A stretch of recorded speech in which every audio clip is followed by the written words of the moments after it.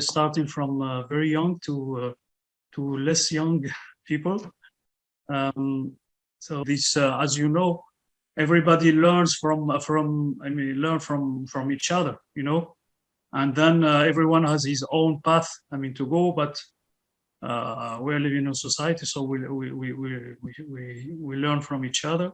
From I would say from Berkane to Japan was really the critical path, and then after Japan was something. Let's say less hurdles, and of course there's always some difficulties, but the message that I want to give to young people is that if you want to go far, as far as possible, you better have a dream. I think it's very critical to have a dream in your mind, and this help you, is kind of fuel, is a kind of energy that helps you to go very far. And it's because the path, the way is very long, let's say, and this is really helpful. For example, I believe that even if it's a dream that you'll never reach, but you have to keep this, is like, it's very known in the company, in the marketing of the company, what they mean the vision of the company. The vision of the company is something that, is a slogan that it's the ultimate, that way they want to go, I think this is very important. And in my case, what was helping me is I wanted to be a physician, a scientist. This was always from 10 years old. When I was 10 years old, one of my teacher gave me, the willing to do physics, thanks to a teacher. And then I love to look for books, to search and to learn physics. And this was my ultimate, to be a real scientist, that to learn as much as possible in physics, and mainly in astrophysics. Okay. Then shortly, my biography is that I was born in Reef Mountains, in countryside, so near Al Husima. I entered school in Tafouralt, is near Berkane.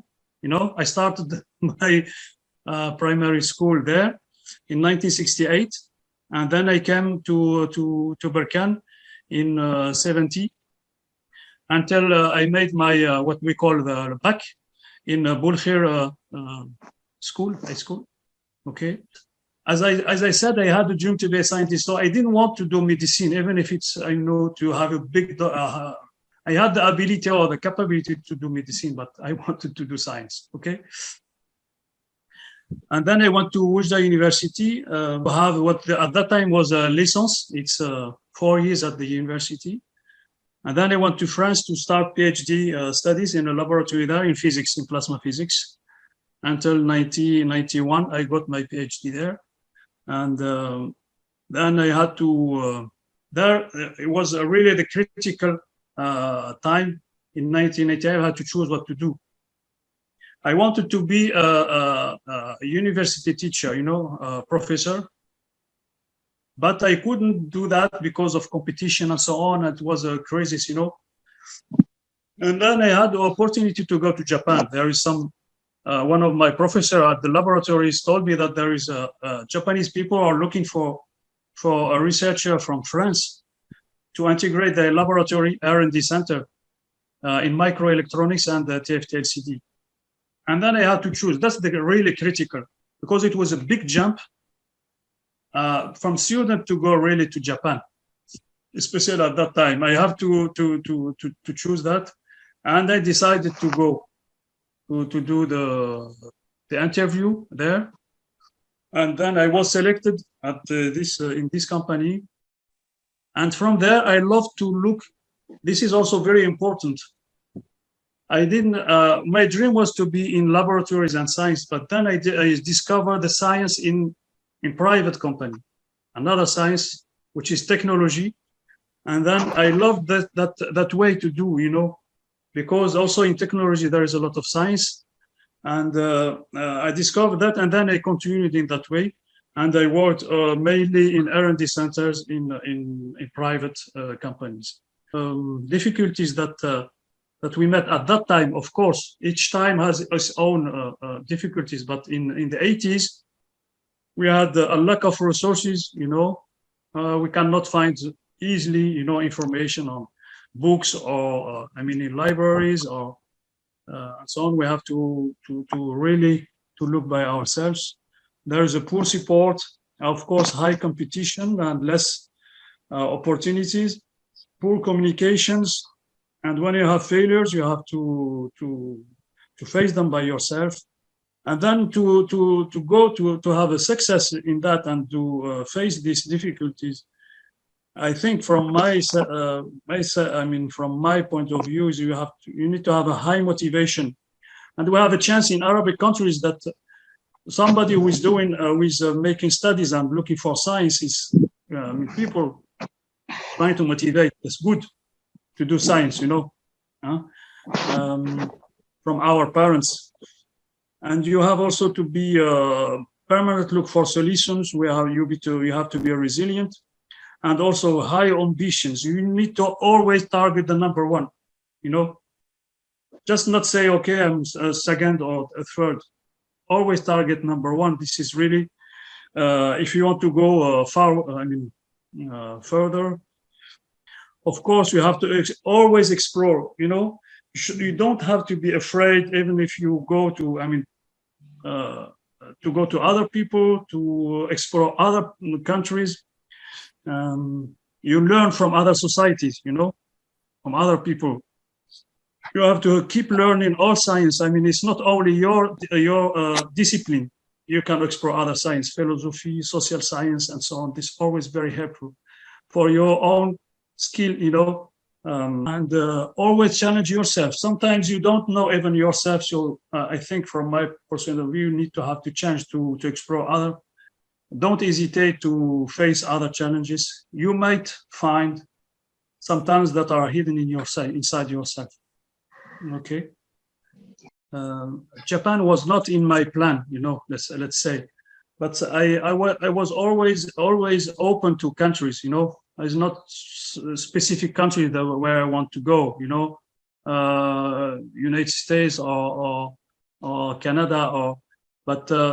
This was an opportunity from Japan. Then it was an opportunity because Japan was really in the high-tech technology, in the high-tech field, in electronics and TFT LCD, flat panels. And because also in France, sometimes you have to decide because some people don't give you the opportunity. In France, there is not too much opportunities.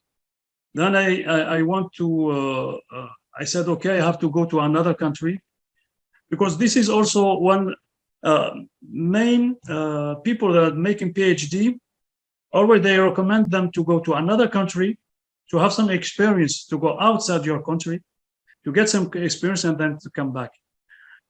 From the technology point of view, I learned a lot, and also from the social point of view. You discover other society, Japanese people that are really different. They are really fantastic people. They are always there to help you, and they are really. I can spend a long time describing those. I had really still friends from there. From Japan, and then this was also kind of this helped me when I came to France. In my CV, to have this experience in Japan, this was really helpful. My question is the following. As you have noticed, you have moved from Morocco to France and then Japan. The different countries have different cultures. Which one has had more impact on the one you are now? Really, but Japan was really another way of living and a way of working or a way of doing things. So I learned really a lot from the Japanese people. They really have the team, the spirit. It's very important for them. When you are a team, they cannot really, they help each other. So they they work as a team, and when they take a decision, when the decision is made, then all the teams follow the decision. They always care about others. When I went there, for example, they helped me even where to go to the hotel. They showed me all the way how to go. What are the differences between the mindset in Japan and in Morocco or France? It means, what is their definition of success and their main values? This is a very open question. Actually, for example, in Japan, somebody who has made, when you go to school, for them, succeeding in your life or to have a good job is to find a job in a big company. An engineer, when he finishes, his dream is to, for example, to work for Toshiba, or to work for Hitachi, or to work for NEC, and so on. And then for them is the ultimate, goal is to work in a big company, and they are proud, when they have the name card, so they can show this name card, and they are proud to show that they are working for Toshiba. This all the kind of student they are when they go to school is their dream. Is their objective. In France, I think it's a little bit different. The success meaning value is not the same. In France, most of people is kind of they have a roadmap. Is they have to go from school, class prépa, and then go to high school. The école d'ingénieur, they call école d'ingénieur, and then make an école d'ingénieur, then working in a company, but not necessarily a big company. Okay. How can you keep the balance between courage and hesitation while you're in another country? Yeah. This is also a very open question. Thank you. As a young, you asking this question, that's very good. Actually, of course, this is depending on the character of each person. I think that that's what I said. When you have a dream kind of guideline that you know where to go, of course sometimes you have to change the path. You have to, because of maybe new opportunity and circumstance, you have to take a decision. And also you have what I said is you have to have if you love to go somewhere, then you have to have what you said, this courage. Some people are maybe afraid to take a decision, I don't know, or to go. For example, in my case, to go really was the decision is, shall I go to Japan or not? Shall I go there? Because there is a risk. Maybe it will not be at the same from the, for example, in the company, maybe they will not be integrated in the company. Maybe I will not with people. Maybe I will not live. As it should be with I would like to with those people. That was really a decision, but it took me a long time. To take this decision. But I was helped, let's say, because in France there were less opportunity at that time. I had a chance to select this, and this really very big decision that I took, as I explained before why. And what you should, I think, what I would like to express is that never be afraid, because there are sometimes that you can go, even if you don't like this, you take a decision and then you go, you test. There's no fatality, let's say. You can change later on, That nowadays teenagers and students would have survived going through the same path as you. And what is the thing? What would you change about our generation nowadays? Thank you. Okay, thank you. Yeah, this is a good question. Of course, the paths depend on each person. Depend also on the time we are living. This period is not the same as the 80s. but there are some constant. The constant is, as I said, to be high motivation, to have really very ambitious. Because the feeling is now the teenagers, they make by small steps. Their ambition is by small steps. They say, okay, I go to baccalaureate and then I will see, you know. They say, maybe I make 2 years after the baccalaureate and then I will see. Anyway, this is what I notice here in France. This is of their behavior. They don't have high ambition. Say, okay, I will long study. I want to make PhD or to be an engineer. Said, okay, I will be a technician and then I will see if I can continue, you know. It's I think it's a lack of ambition, or they kind of they make hurdles by themselves, you know. They're afraid of something. I don't know. For maybe it will be long way to go, and then they. I think it's you have to have an ambition, of course, to have a vision. And a dream that will look at the horizon. And then you make small steps, step by step. Then you look what is very known Chinese, philosophy. Said, okay, you look at the mountains up where you have to go, but you have to go step by step. And I think this nowadays, even if there is a lot of support, you can learn very easily just sitting on your at home. With your computer, you don't have to go to a library somewhere in the town and so on. Just home, you can learn a lot.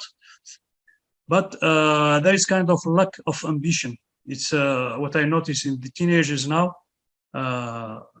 They don't believe maybe in themselves, or I don't know. Maybe it's a kind of culture.